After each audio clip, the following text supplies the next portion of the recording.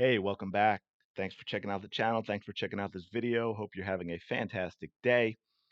We are going to dig into Geno Ariema's comments, the supposed great coach of UConn, that he made a while ago on the Dan Patrick Show. And I did a video where I touched on just a little bit of this, but we're going to see if we can go through it even further because it's actually even more fascinating now, and some of the other comments he made that I didn't address then just well, we'll dig in and you'll see what I mean. I mean, this is really kind of fascinating. So of course, right here, he's asked by Dan about the targeting of Caitlin Clark, and the first place he goes is to insult her fan base. And I think this is kind of what I focused on in the other one. So you may remember this, but we're going to let him go because this is about a 5-minute clip and we're going to just kind of dig into the different things that he says. If you're a college player and you're a great college player, like Caitlin was, the delusional fan base that follows her disrespected the WNBA players by saying she's going to go in that league and tear it apart. There were actually odds on what are like she's third or fourth in betting odds on being MVP at a WNBA. These people are so disrespectful and so unknowledgeable and so stupid that it gives women's basketball a bad name. Okay, well, Gino, let's you and I chat. For you to jump out there and insult an entire player's fan base and call them unknowledgeable and delusional and stupid. I'm sorry, what? They sound like three words that could describe you very, very accurately at this moment in time. No one's going to remember you for your national championships when all the five-star recruits went to UConn and they didn't even need a coach to win a championship. They're going to remember you for this nonsense, my friend. Delusional. Uh, I'm sorry. Is she not in the MVP conversation? I'm pretty sure she is. I've done some videos on those. Let's look at it. No player has ever finished a season averaging this stat line in WNBA history. 16.1 points, 6 rebounds, 7.4 assists. By the way, no one's ever averaged 16 points, 5 rebounds, and 7 assists. We could start there. I mean, I've got a lot more, Gino, but we can let you keep going and dig a little deeper, I guess. But you're completely wrong. And those are some really strong words you're using simply for one player's fan base. And before we go on that, let me address the disrespect thing. Speaking of dumb, to say a fan base saying good things about the player they support is somehow disrespectful to an entire league of players, that's dumb. I think you're all really confused with how you use the word respect and disrespect. I think maybe you should go back to college as a student and learn a few things, Gino. But we'll let you dig a little deeper, okay? Okay. So the kid was set up for failure right from the beginning. So if you're a How was the kid set up for failure by her fan base? But keep going. WNBA player, and I believe me, I've coached the best, and I've You've had the best play for you. I'm not convinced you've coached them. pissed them off a lot, and they let me know about it. But they were tremendously disrespected. Again, how so? How are they disrespected because a player's fan base likes the player?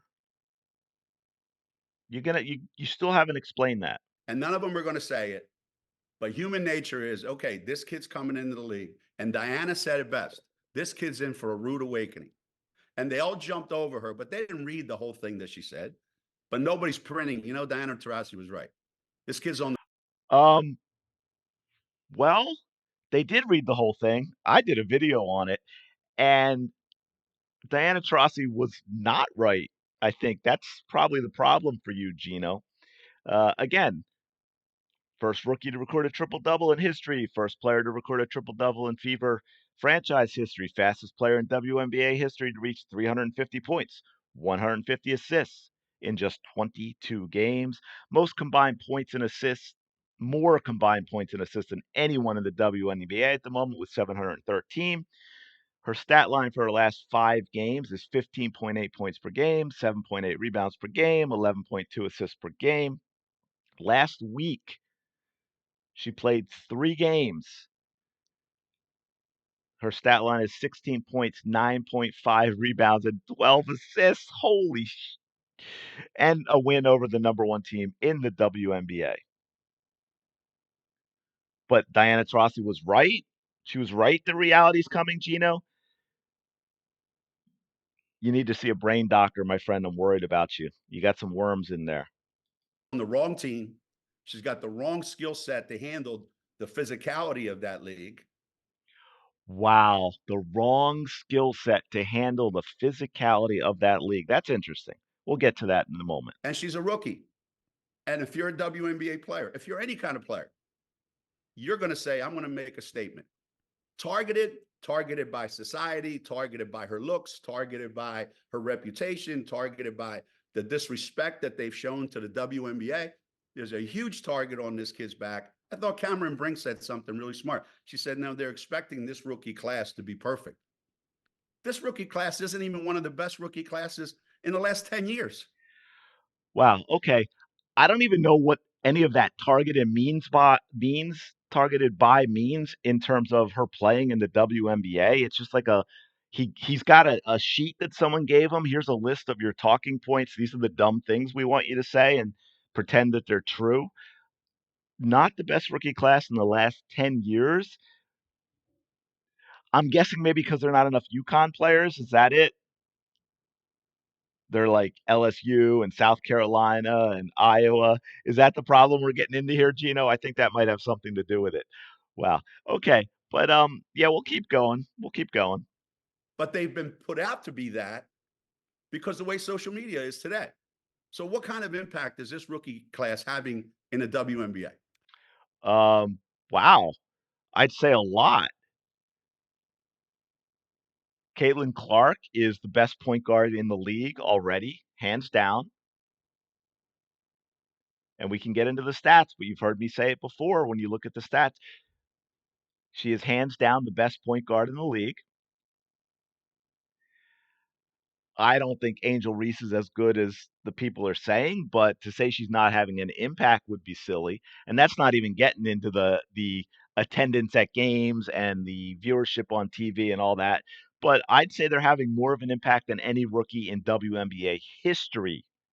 That's the kind of impact they're having, Geno. But please continue. How do you think Clark is handling this? I think she's handling great. I think she talks a lot of and she gets a lot of back. So she deserves everything she gets because she gives it as good as she gets it. She deserves everything she gets. Caitlin Clark may very well be a trash talker on the court. And trash talking, I have no problem with, and good trash talking, some of the best out there. That's not something the fans see because of the way it is done. When you get into the obnoxious stuff and you have um, spasms as if you're having a seizure because you committed a foul and the other player just kept playing, the mustard girl for Connecticut, the Dijon, um, Dijonay, whatever it is. I don't know how you pronounce it. Carrington, right? That's or there's the Kennedy Carter hit, but we'll get into that. Keep going, Geno. Let me know what else you got coming. She's just not built for the physicality of this league. Yeah, And she's not quick enough to get away from the physicality. So there's a lot of learning curve, like Diana said. Okay, she's not big enough. I mean, I don't get that. It's like they don't want basketball players the way they talk about the build. She's a 6 foot point guard, which is not a small point guard in the WNBA. And she's what, about 150 pounds of muscle. So that I don't get, but she's also not quick enough. I'm not going to go through a lot, but we'll do a few clips here, and let's see if Caitlin's quick enough to get away from some of the. Oh, that's a nice little split, and let me just teardrop floater. Okay, that looked pretty good. What else we got? Yeah, Diana definitely does not want to deal with Caitlin here. So let's get that switch and let me just okay, yeah, not quick enough. Interesting. I think I might have one more for you. Maybe two more. She's not quick enough. Okay. So she can't get away off the dribble because she's not quick enough. I don't know. Maybe I don't have the eyes that Geno has because I'm just not seeing what he's seeing. Let's try this one. Maybe this will show us what he means by not quick enough to get away from it. Let's see. Oh, got you on a string, got you on a string, got you on a string, and I'm just going to go to the bucket. I'm going to draw the foul. So she looked like she handled the physicality and she was quick enough off the dribble to Okay, what else you got, Gino? Let And me when she gets it, she has elite skills that are going to really help her. Oh, But she did you needs to say be on a something better. She nice? needs to be on a better team, and she needs to be more experienced, and that will come. But for So the team looks pretty decent compared to where it's been, and I think it's come pretty fast. Fastest player to 350 points and 150 assists ever in WNBA history. A stat line no player in the league has ever had for an entire season. But these well, ridiculous fans who had her slotted as the next Diana now, they're out of their mind. And for these people that are waiting outside the bus, oh yeah, we'll get to that in a second. They're out of their mind.